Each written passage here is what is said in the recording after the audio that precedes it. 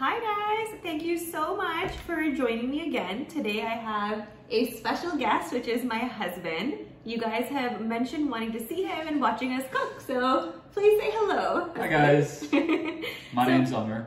Yes, so I'm so excited to have him here today. We love to cook. It's been a huge way for us to bond for the whole time we've been together. So today I thought we would do, what are we cooking today? So we're cooking a lot of different things. Our steak, some shrimps, some pasta, pan sauce, and we let the grocery store take care of the sides for us. But the thing that we're going to show you step by step is going to be our steak. I was never a steak eater before I met my husband. He showed me the way that he makes steak and I can't do it, that's why he's here. But it has become my absolute favorite and this is my meal that I actually really crave. So I hope you guys will enjoy it too, even if you guys are not normally steak eaters. I hope you enjoy and that you will give this a shot. And thank you guys for supporting my wife over the years.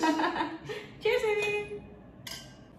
So here is our steak. This is a Chateaubriand. And then we have shrimp. We have a couple of sides from the fresh market. This is the beginning of my carbonara. This is the bucatini that we're going to be using from the Pasta Queen and an egg because that goes in here. So we are going to start by just rinsing your steak, and then you want to pat it dry and make it completely as bone dry as you possibly can. After that, we are seasoning it with a good bit of salt and pepper on all sides, on the front, the back, the corners, the sides, and we're taking whatever's left on the plate and just massaging it in. On our resting steak, we have gone ahead and put in some chunks of garlic and rosemary. And now we're taking that same garlic and rosemary, putting it on our pan with some butter to infuse before we put our steak on. Now, as you will see, we are going to take the steak, we've put a chunk of butter on the underside, and we have put that side facing downward to really lock in the moisture and get all the flavors.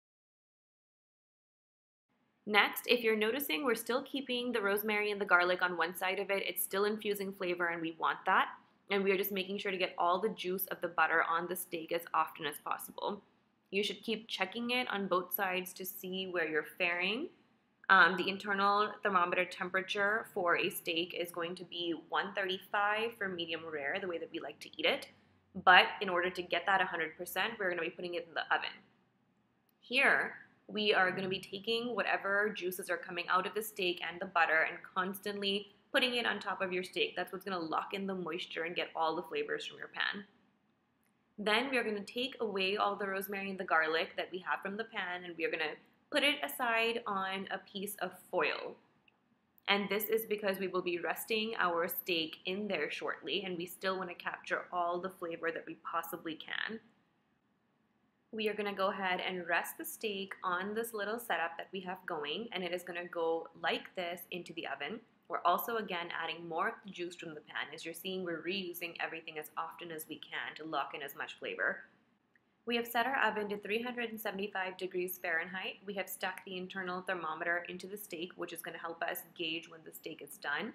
And now we will be putting our little foil get up into the oven, which is going to help us ensure that we're not eating a raw steak. We just put it on the pan to get the hard sear because we like the crunch, but in order to ensure that it is fully cooked, we always go with the oven. And what we have done next is we have gone ahead and cut this up and added it back onto our cast iron skillet just to again get that last little bit of flavor and moisture. And then we want to keep the heat of the steak, so we're putting it away into a piece of foil. And then lastly, we are serving our steak over top my bucatini and some red wine pan sauce, and it is ready to serve.